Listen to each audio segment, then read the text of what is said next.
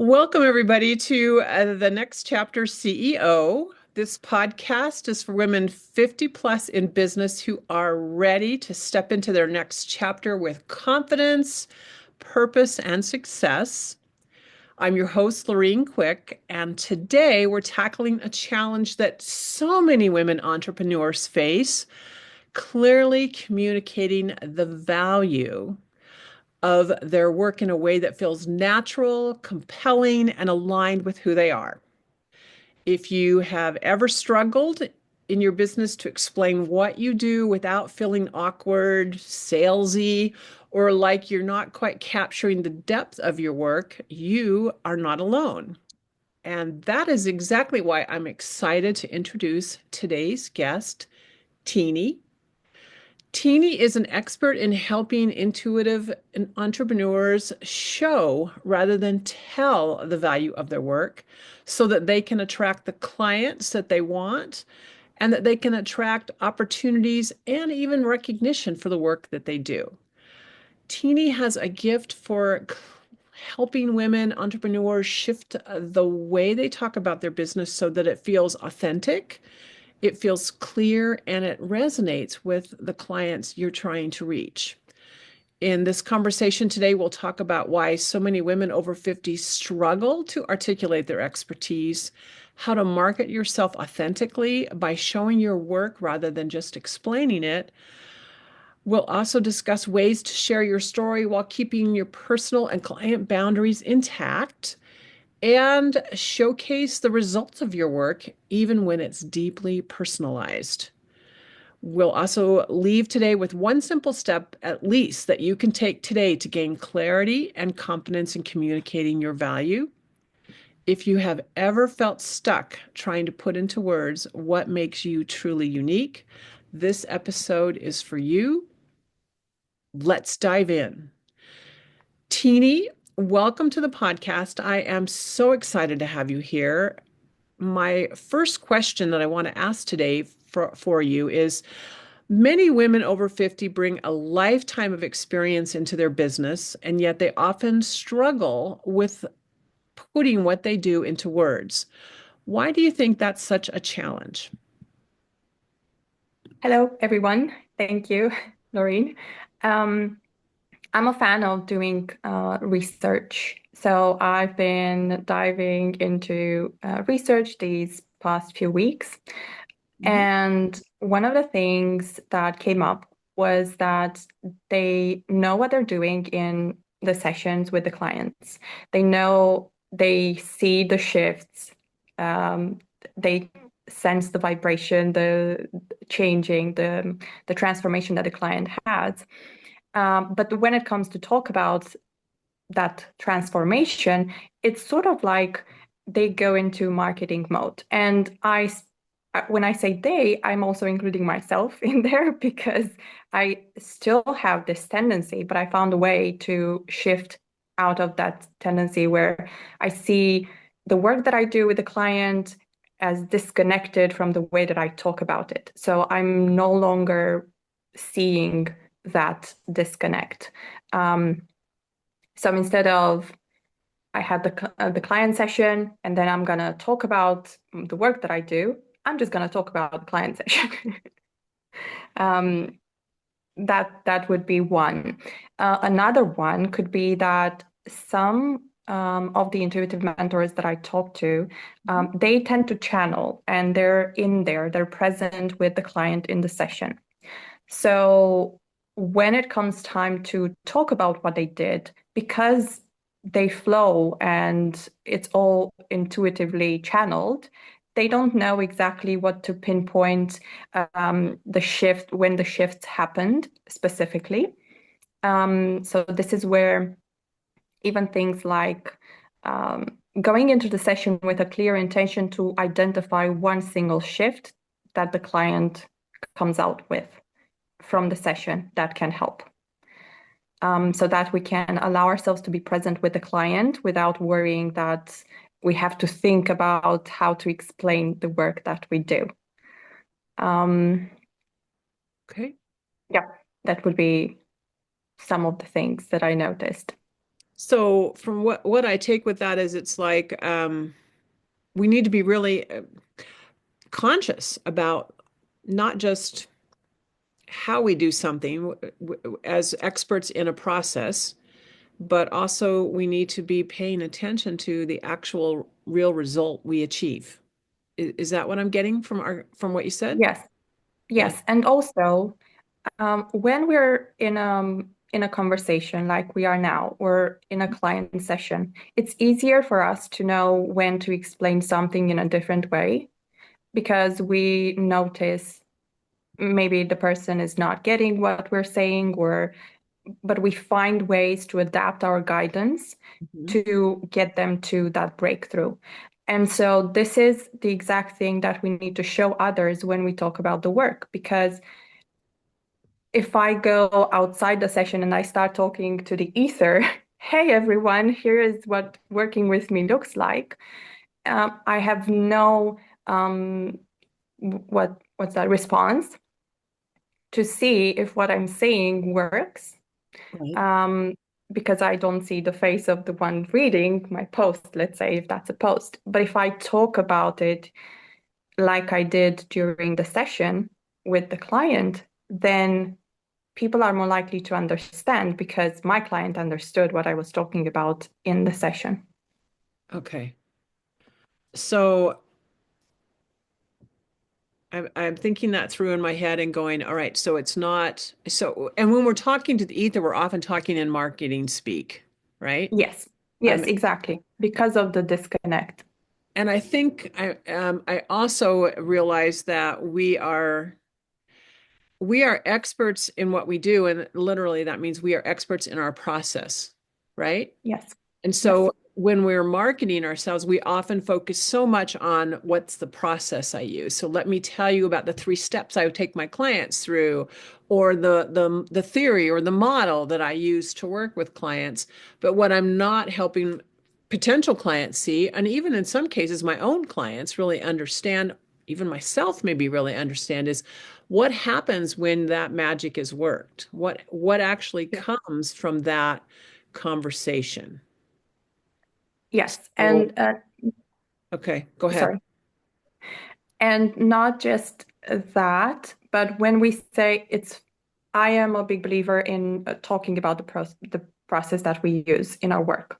That's how I've been doing it. I talk about the work, but I also give examples. So it's not just about here are the 3 steps that I take you through. I'm going to show you the 3 steps. Okay, so the first step is this. This is what this step looked like in a client session.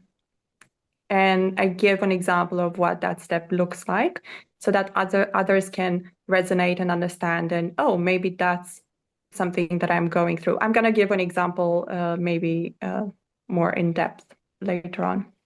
So to me, I'm thinking, let's take, for example, something I'm kind of interested in. So healing. And if I was a Reiki instructor, and also a Reiki practitioner, to help my clients see what kind of energy work I do and what the results would be. A traditional approach would be to focus on what is Reiki and how it works. Be very academic, right? Mm-hmm. So, That's so yeah. let's twist that if we can. If I was wanting to use your process to show my results, how would I reframe what I do, or how would I reframe what I would say to a potential client?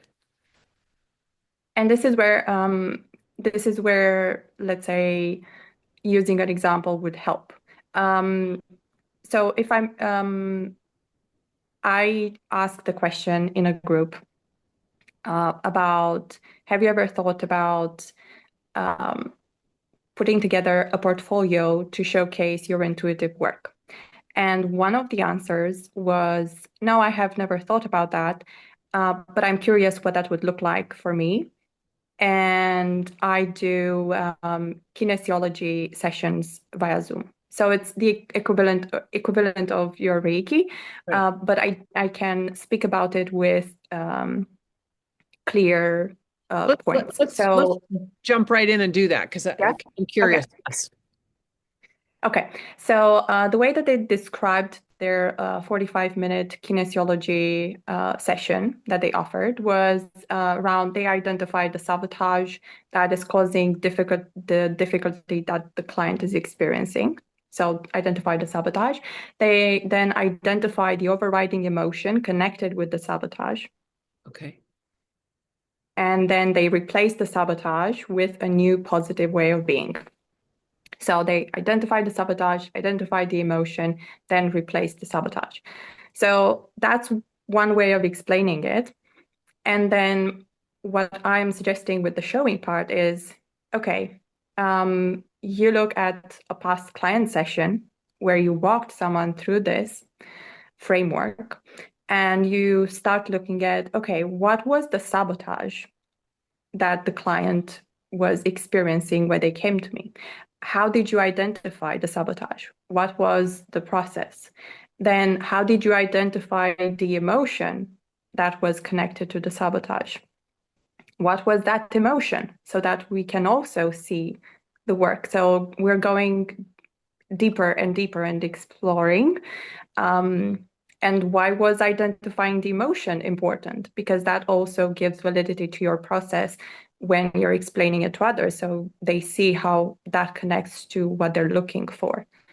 And then you go into how did you replace the sabotage and what was the new positive way of being? So that it's sort of like it shows the transformation like a before and after. Okay. So to me, then it's telling the whole story.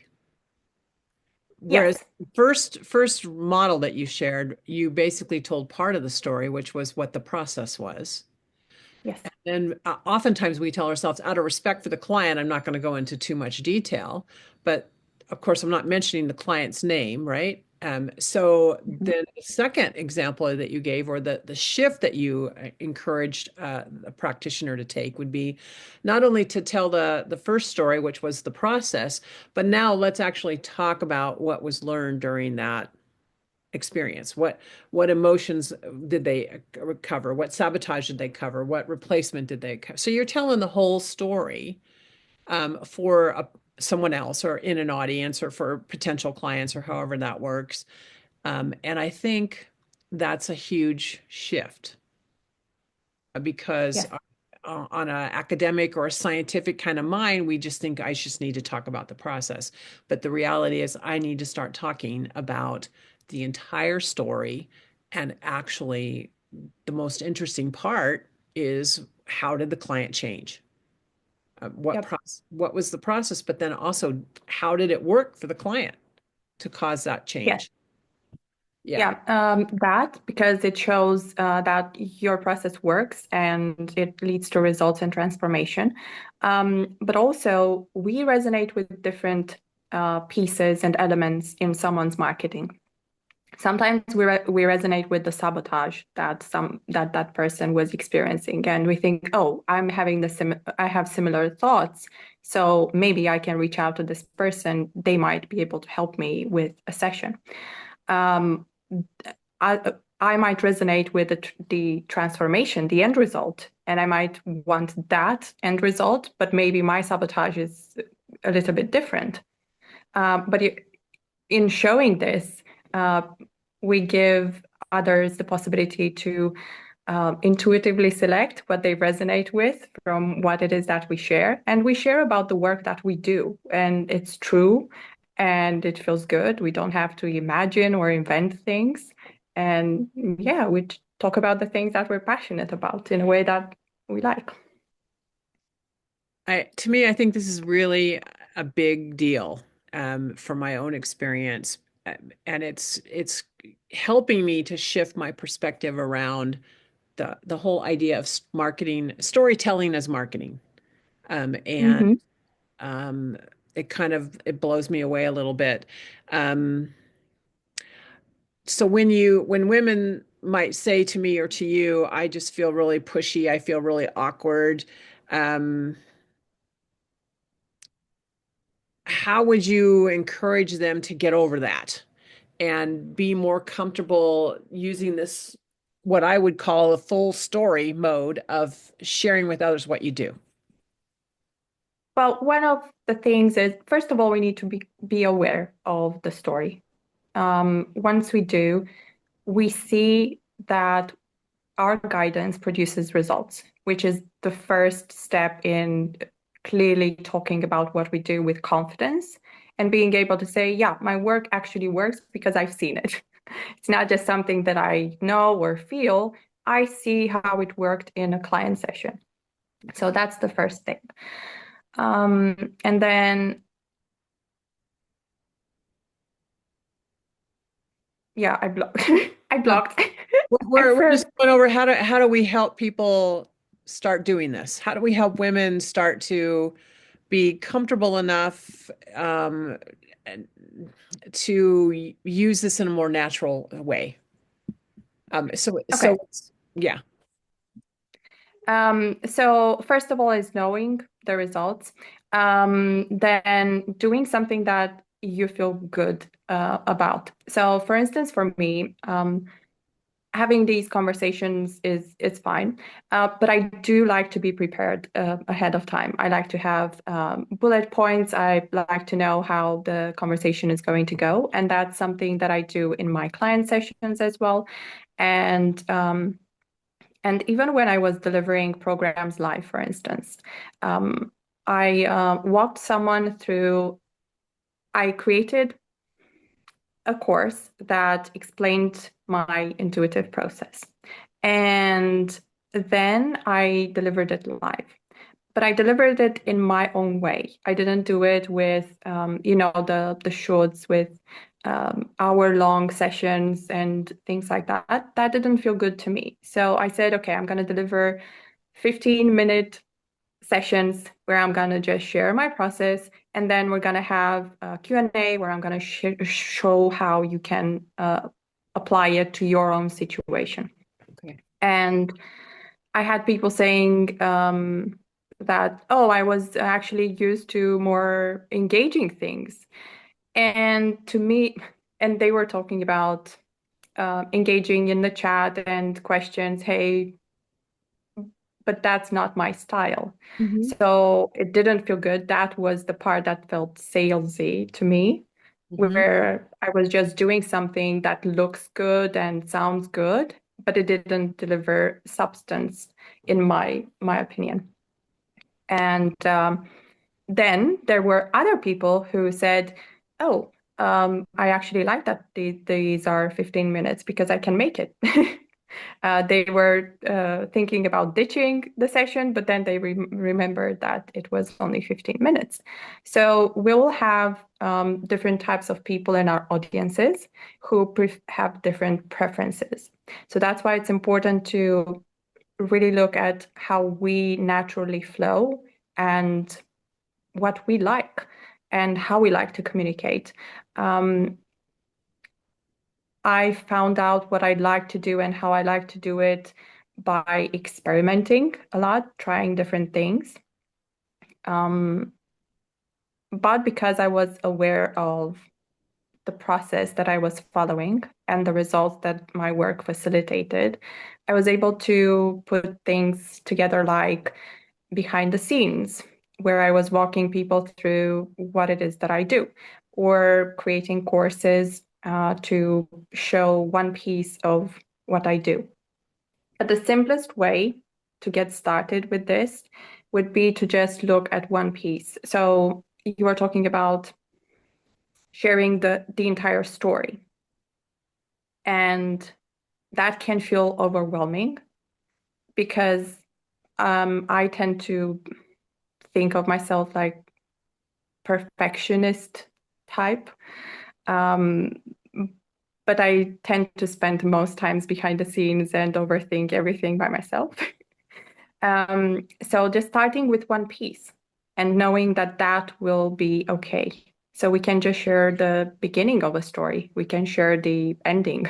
We can share the middle.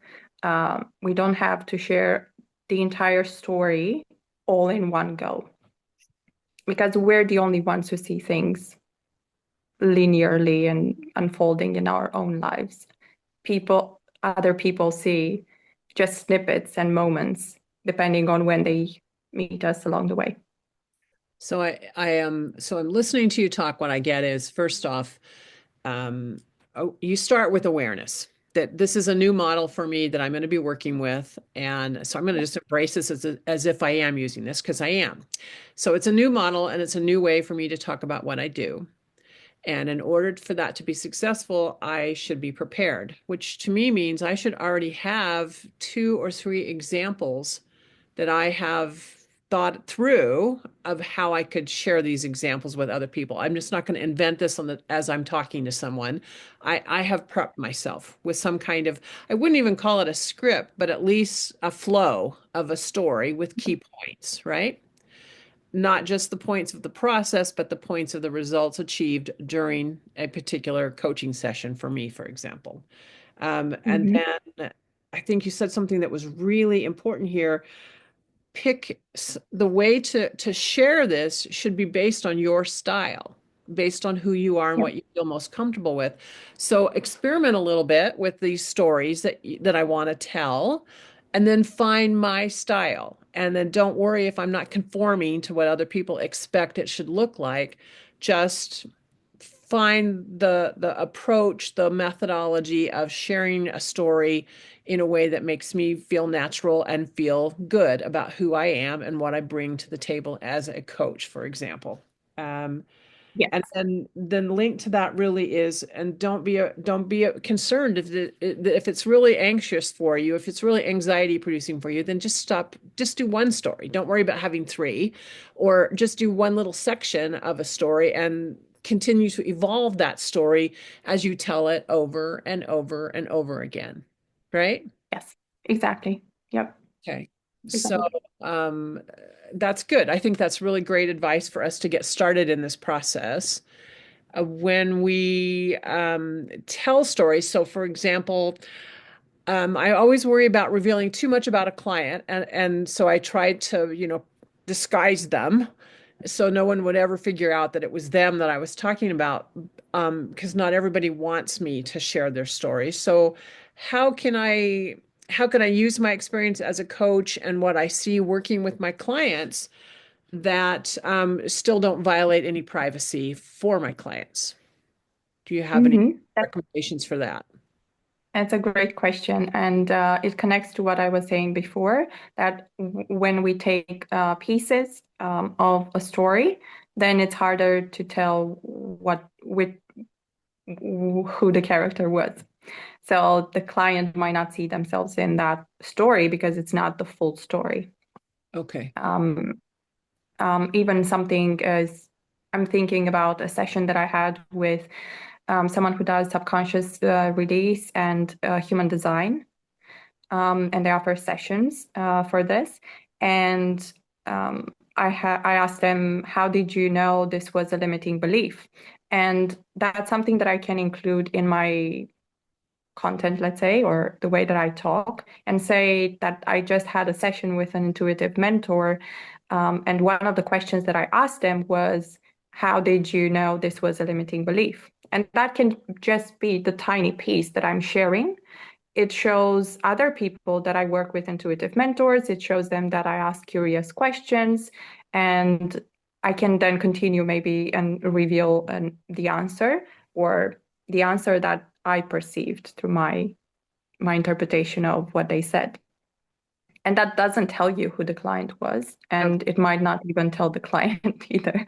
No, and I think that's great because then what you're also telling me is that if I embrace this style of sharing stories, eventually I will find opportunities to share just a small snippet of a particular story, not the whole story, to illustrate um, the work that I do.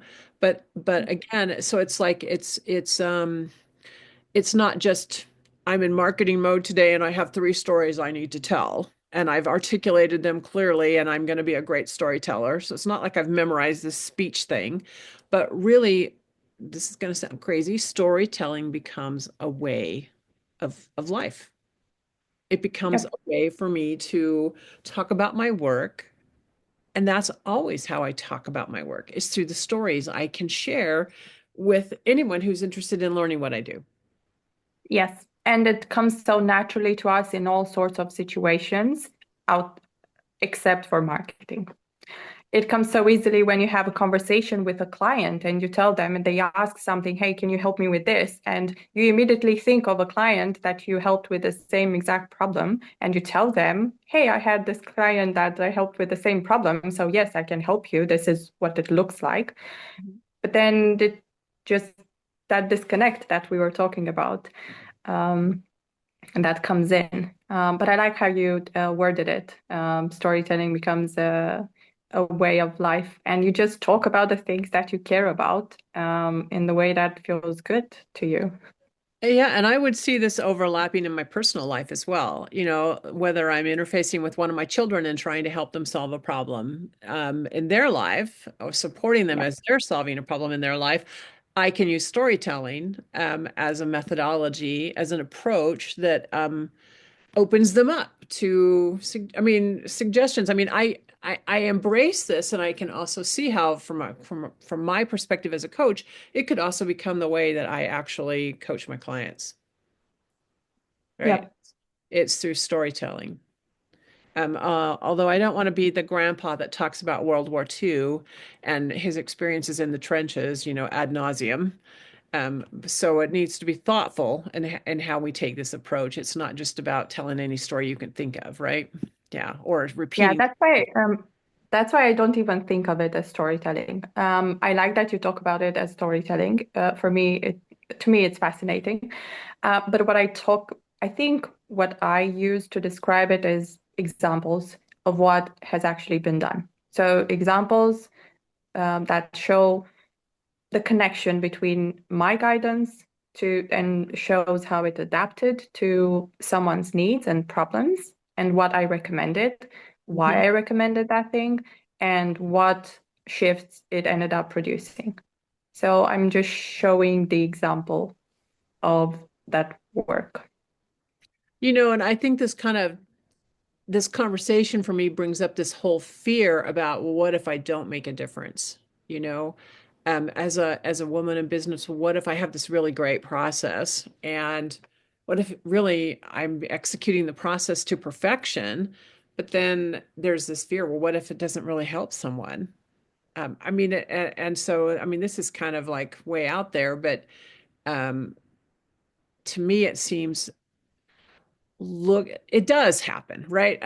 There is a result. It isn't, this is just self-doubt that creeps into my head and goes, well, okay, look, I'm coaching you today, and you don't have any change. Well, the reality is we do have change. We do create results, but what I'm not looking for is the result. What I'm looking for is the lack of a result. If Mm. that's, I feel like I'm getting too kind of esoteric here, or too conceptual.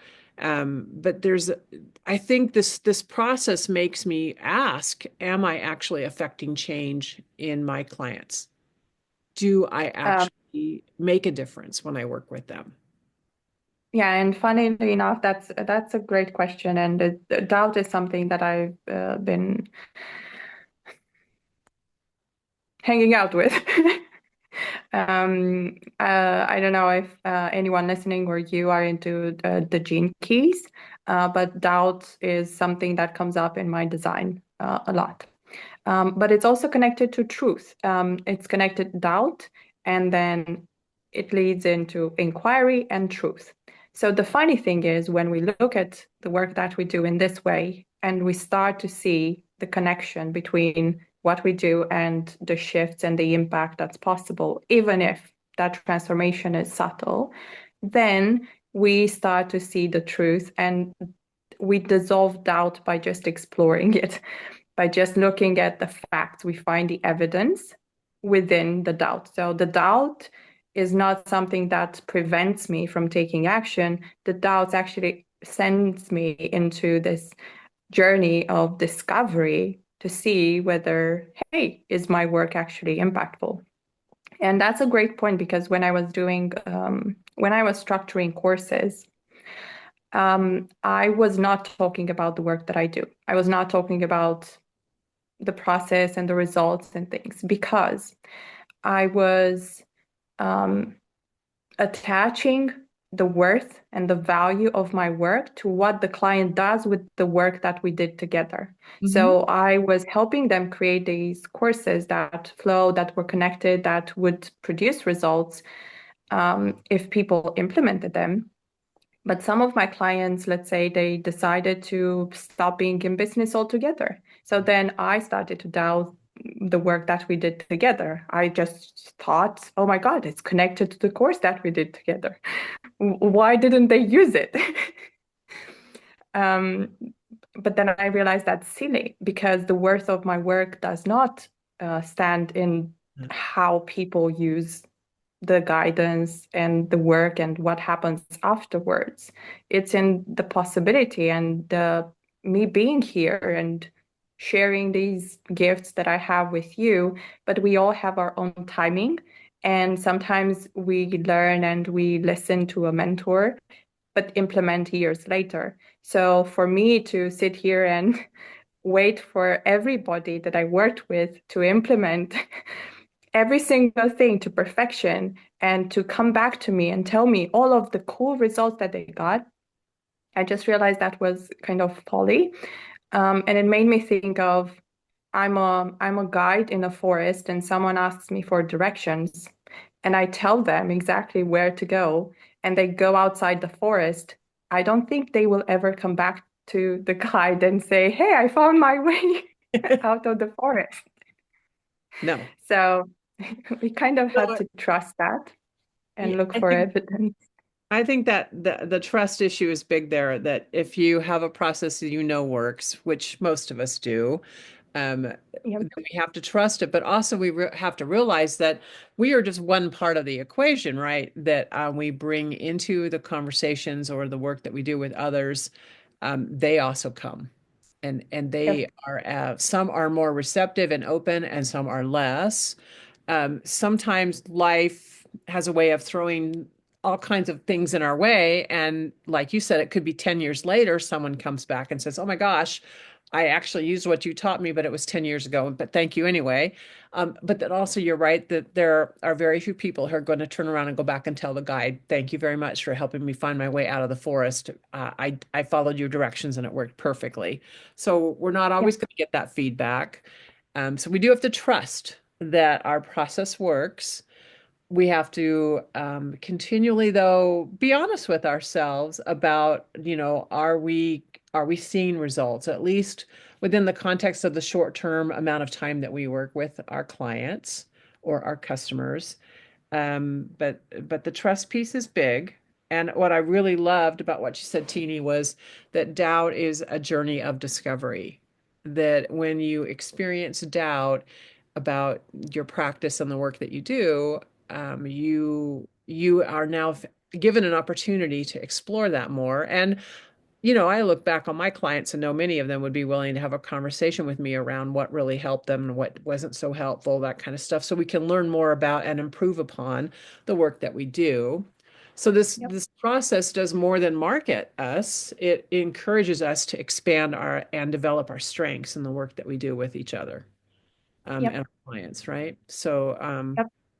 quite it's quite a there's so much to this. Just like peeling back a layer of an onion and learning more and learning more.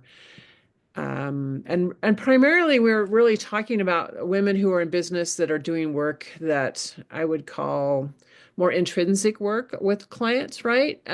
Could this be Mhm. applied to someone who runs a business, say a boutique or a hair salon or even a store, a grocery store, where they can track and measure sales, real hardcore things. But can they use this too? Or is this really a process that's for women who are, I keep asking the same question, are in this business where it's more intrinsic, more internal? Well, I would say that the pattern would be um, the walking through to show expectations and possibilities, the walkthrough. Um, I don't have experience working with boutiques or shops, physical shops. My work goes really well with intuitive mentors that do this inner work because um, I can pinpoint the connections between what was done intuitively and the shifts that happened so that the client also recognizes those subtle shifts. We can communicate the shifts as they happen Okay. to bring their awareness to this. But what I mean by walking through something, I was reminded of this. What was it? I had to do an MRI last year, and I sometimes have anxiety or I worry about going to new places. I really want to know what it's going to look like. So that I know what to expect. So I would have loved to have a video walkthrough of me going into the clinic and what I was supposed to do and what the MRI thing was going to look like. So a walkthrough that shows me what to expect. And I think that's also part of what I mean by showing the work. We show other people what to expect and what's included to give them a sense of, oh, I know exactly what to expect, even if my journey is going to be completely different because it's intuitive work. It adapts to what I need, but it gives me an idea and I'm open, and some of my resistance goes down. So that's what I would say. In response to that question so what I got from that was really this works primarily for women in business who are doing things that involve internal transformations, Yep. intuitively, mentally, emotionally, whatever that might be, but that businesses that actually want to, like, I just was thinking like a hospital, for example, or a doctor, Mm-hmm. or even someone that's a nutritionist, for example. Again, I think what we forget is that every experience we have, we bring our whole selves to, and we all have emotional responses to that. Yeah, and it's the same with the health and wellness. That's how I started, actually. I started to structure courses for health and wellness experts. And one of the things was that people were not doing the work because they were not seeing results, because they were not aware of the progress that they were making. So if we think about the classical weight loss thing, we Mhm. don't see the weight loss as it's happening. We see the before and after, and whoa, look at how much I changed. But we don't even see it ourselves if we keep looking in the mirror every single day. So we need to find different ways for others to be able to track their progress. And those are the little shifts and the results and other things that show how deep our work is. And it applies to any area, I would say. Okay, good. Well, let's start to wrap things up today. For the woman listening right now who is sitting here going, I really don't understand. How can I communicate? How can I best communicate my value, what I have to offer to my clients so that I can start feeling more and more confident? What advice would you give them? So I shared quite a few examples as we were talking, including the one with the kinesiology session. So I would say my advice would be to look at um, where that value comes through the most. And it's usually in the things that we're most passionate about, where we flow the most. And it's in our day to day and in client sessions. In our day to day, what I mean is that we intuitively apply the process that we guide others through. Um, we, um, but we're not aware that we're doing it because it comes so naturally to us. So one of the questions, let's say if someone is into guiding others to set up rituals, I would say, what is one ritual that you are doing in your day to day? And then what is a past client session that where you taught someone how to set up a ritual. What's that ritual that you taught them? Why did you teach them that specific ritual? Why did it match their situation? And what was the first thing that that client did once they had the ritual? And that gives us insights into the results that were possible and the process as well. So just look at the simplest way, look at a past client session Okay. and why did the person come to you in the first place? What were they looking to get or what were they looking to solve? And what did you recommend first? Why? And and that would be a first step. And then you can talk about that in your conversations, in your posts, in wherever you like to talk about your work. I like that because what it suggests to me really is kind of like what I would call a debrief. So after a client session, I could sit down and debrief that, not with my client, but with me, going through Mhm. what was the flow of the conversation, what was the process that we used, and kind of articulate all of that out to begin training my mind to be looking for the results that my clients experience in the short term when they're just with me in session. But then, over time, that's going to escalate or build into something that is even bigger. It's the combination of, after 6 sessions and all these little baby steps that we've taken together, what then becomes the overall final result, and then how to convert that into a story. And that again, Perfect. that's my word, but it works for me in terms of trying to grasp this whole concept. Yeah. And you can use that transformation as part of a portfolio, let's say, and then you transform your intuitive work into a portfolio where you can show others your work. It's kind of like a painter. You just flow intuitively. When you're painting, that's the client session. And then the end is you're showing the work as the portfolio piece. And that also makes me think about this idea of, I love to read books and I read full books, full stories, but then there are short stories. And then, there are even like little commercials. I mean, the little commercials can sometimes be a story. And so it's the next level of challenge for me would be, okay, how can I take a full story and turn it into a short story, turn it into a mini story that becomes a way for me to communicate and share with others through social media, for example.